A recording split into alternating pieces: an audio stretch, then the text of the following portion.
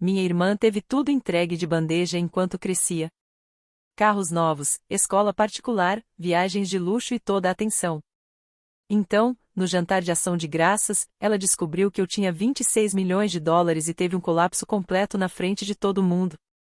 Meu tio gritou, e meu pai apenas ficou me olhando. Meu nome é Madison Cole. Tenho 31 anos. E se você acha que dinheiro cura velhas feridas, continue ouvindo. Cresci em uma casa onde o amor era uma competição disfarçada de criação.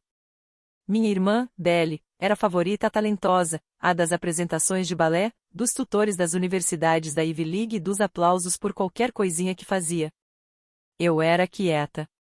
Roupas de segunda mão, escola pública e aquele tipo de incentivo que mais parecia obrigação. Quando terminei o ensino médio, meu pai me disse: seja prática. Você não é como sua irmã. Enquanto Belle estudava História da Arte em Paris, eu fazia dobras de turno em uma lanchonete, guardando cada gorjeta em uma lata de café escrita algum dia. E esse algum dia chegou na forma de um emprego em uma startup em Austin. Análise de dados, noites longas, jantares de miojo e nenhuma expectativa. Trabalhei até meu nome ter peso. E quando a empresa abriu capital, minhas opções de ações mudaram tudo. Da noite para o dia, eu me tornei algo que minha família jamais esperou, a rica. Mas eu não exibi. Fiquei em silêncio. Mandei um caminhão novo pro meu pai anonimamente. Paguei as contas médicas da minha mãe. Até quitei os cartões de crédito atrasados da Belle uma vez. Mas segredos têm prazo de validade. Naquele jantar de ação de graças, quando o assunto virou a quem está bem na vida agora, meu tio brincou. A Madison ainda está se virando, né? Eu sorri e respondi. Na verdade, não. Foi quando o namorado da Belle soltou tudo. Meu perfil na Forbes, a venda da minha empresa, e o número, 26 milhões. A sala congelou. A taça de vinho da Belle escorregou da mão. O garfo do meu pai caiu no prato. E a voz do meu tio ecoou. 26 o quê? Eu apenas continuei calma, cortando meu peru, sabendo que aquele jantar estava prestes a revelar muito mais que inveja estava prestes a revelar a verdade. O silêncio depois do grito do meu tio era tão tenso que podia quebrar vidro. A mandíbula de Belle estava caída, o rosto alternando entre choque e fúria. 26 milhões. Repetiu ela, mais alto, como se dizer de novo pudesse diminuir o número. De aquele emprego nerd. Não me abalei. Sim, respondi simplesmente, cortando outro pedaço de peru. Aquele emprego nerd virou uma empresa global de análise de dados. Só não achei que fosse assunto para jantar. Minha mãe tentou amenizar, a voz trêmula. Belle, querida, não vamos fazer uma cena. Mas Belle já estava de pé, os olhos em chamas. Uma cena? Tá brincando, mãe? Ela ficou aqui sentada quieta, enquanto a gente a ajudava ela todos esses anos, e estava escondendo milhões. Coloquei o garfo sobre o prato. Vocês me ajudaram? Perguntei. Ah, você quer dizer aqueles anos em que eu morava num estúdio minúsculo enquanto você dirigia um Range Rover pago com os empréstimos do papai? A cabeça do meu pai virou bruscamente para mim. Cuidado com o seu tom. Não respondi firme. Vocês todos me viram lutar, e agora estão chocados que eu não fiquei presa lá para sempre. Belle bateu a mão na mesa, os olhos marejados, mas cheios de raiva.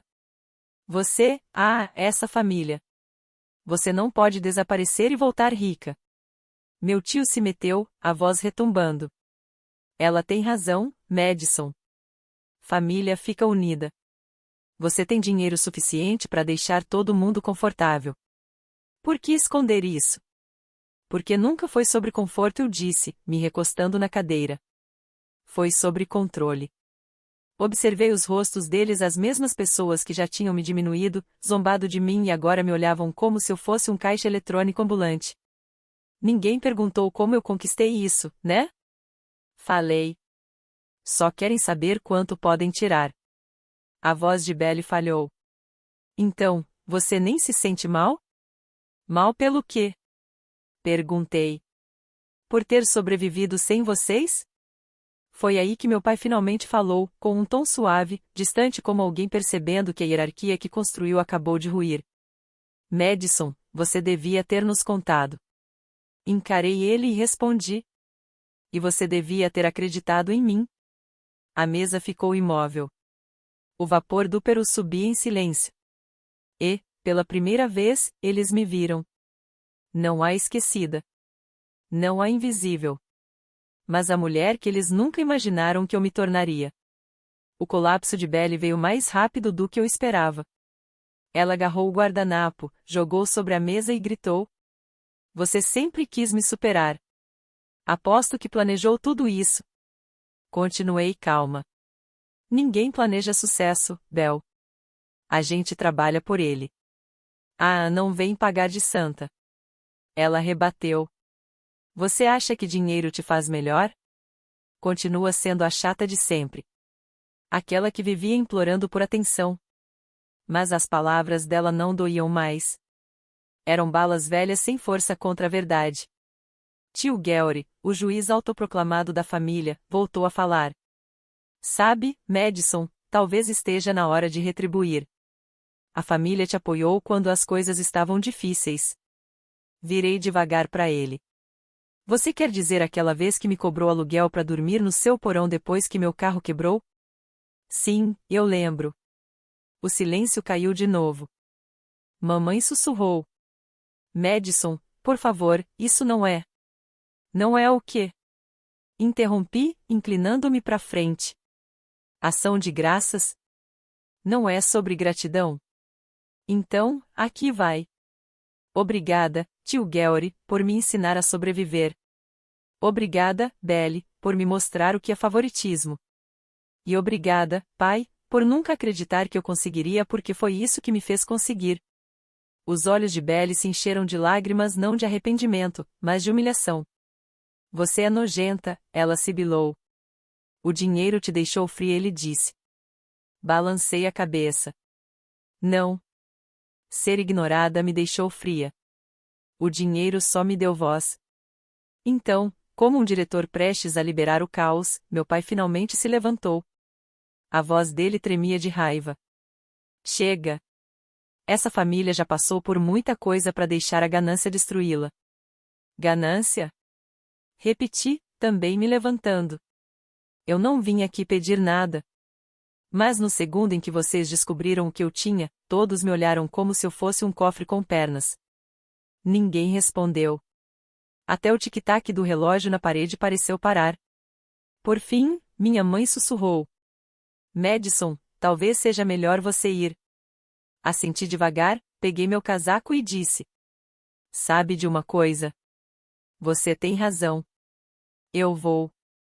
Mas lembrem-se, vocês me afastaram uma vez por eu ser pequena demais. Não me afastem de novo por eu ter crescido. A porta se fechou atrás de mim com uma calma definitiva. Lá dentro, deixei todos com o peru e o silêncio. Quando cheguei ao carro, minhas mãos tremiam não de medo, mas pelo peso de finalmente ter dito todas as verdades que escondi por anos. O ar frio da noite me acertou como um clarão de lucidez. Sentei atrás do volante e encarei meu reflexo no vidro escuro. Pela primeira vez, eu não vi a filha invisível. Vi a mulher que construiu algo que ninguém poderia tirar. Mas a guerra familiar não terminou naquela noite. Na manhã seguinte, meu celular explodiu de notificações.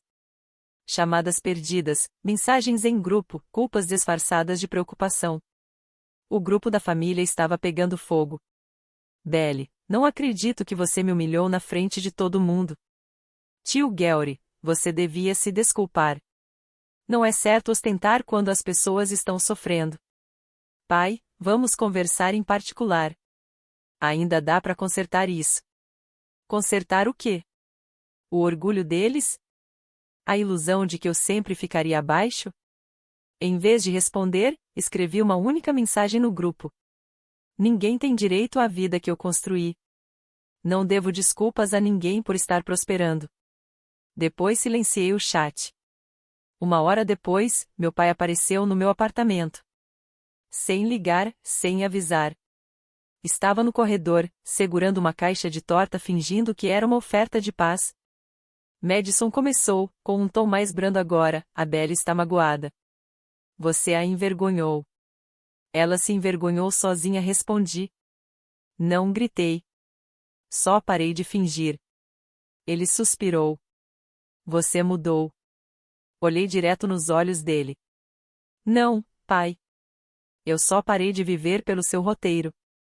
Ele abriu a boca para responder, mas a voz sumiu quando viu o quadro emoldurado sobre o balcão, a matéria de jornal com minha foto, o título estampando o que ele nunca acreditou possível. A executiva mais jovem do setor de tecnologia em Austin lança programa de bolsas comunitárias. Os olhos do meu pai se suavizaram, a confusão dando lugar a algo parecido com orgulho. Ele não queria admitir. Então, agora você está ajudando pessoas. Sim, respondi simplesmente. As que nunca tiveram uma chance. As que você nunca acreditou. Ele assentiu devagar, incapaz de me encarar. Sua mãe teria se orgulhado, murmurou, antes de sair em silêncio. E, pela primeira vez, eu não corri atrás da aprovação dele. Eu apenas o deixei ir.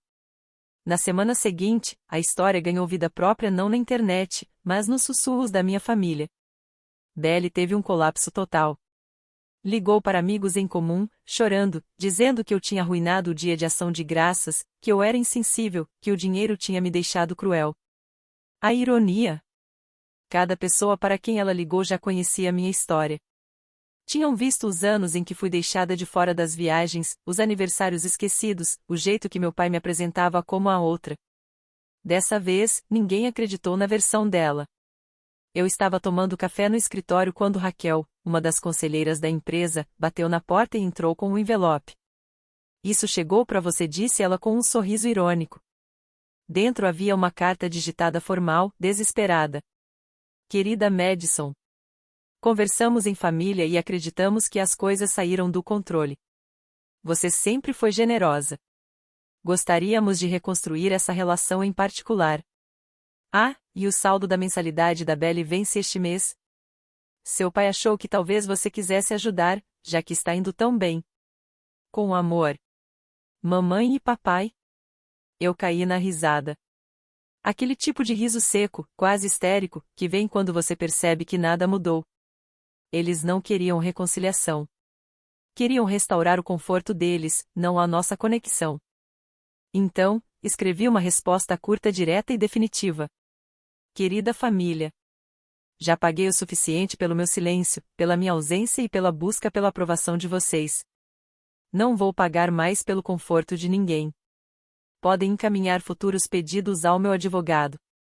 Atenciosamente. Madison. Quando enviei, achei que sentiria culpa, talvez até arrependimento. Mas o que senti foi liberdade. Como se tivessem perdoado uma dívida só que da alma.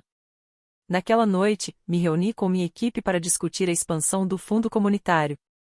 Renomeamos o projeto para Someday Project em homenagem àquela velha lata de café onde eu guardava gorjetas com a palavra algum dia escrita à mão. E quando vi meu nome impresso no primeiro cheque emitido para uma mãe solteira de Austin, eu entendi algo profundo. Família nem sempre compartilha o seu sangue. Às vezes, compartilha suas cicatrizes. E escolhe curar junto com você. O mês seguinte foi calmo. Assustadoramente calmo. Como se o mundo finalmente tivesse decidido parar de me testar. Mas a paz tem um jeito estranho de ser interrompida, geralmente por pessoas que não suportam o seu silêncio. Tudo começou com uma ligação de um número desconhecido. Deixei tocar. De novo. E de novo. Até que a curiosidade venceu. Madison, é o seu tio. O som da voz dele trouxe de volta cada discussão de jantar, cada sermão sobre a respeitar os mais velhos enquanto eles me desrespeitavam. O que você quer, tio Gary? Perguntei, seca. Ele hesitou. Olha, garota, acho que você está levando as coisas longe demais. A Belle não está bem. Está fazendo terapia por causa da ansiedade. Ela precisa de ajuda. Eu não sou terapeuta nem banco dela, respondi, sem emoção. Você tem milhões. Ele rebateu. Não pode simplesmente virar as costas para sua família. Quase ri. Sangue é só DNA, tio. Lealdade se conquista. Ele soltou um suspiro pesado. Você está falando igual ao seu pai agora, fria. Desliguei antes de dizer algo ainda mais gelado. Naquela noite, Belly postou mais uma de suas frases enigmáticas nas redes sociais. Algumas pessoas só ajudam estranhos porque isso faz com que se sintam melhor por ignorar a própria família. Recebeu dezenas de curtidas de primos distantes que não falavam com nenhuma de nós há anos. O ciclo continuava. Culpa. Pena. Acusação. Mas eu não caí na armadilha. Em vez disso, mergulhei de cabeça no Somedai Project.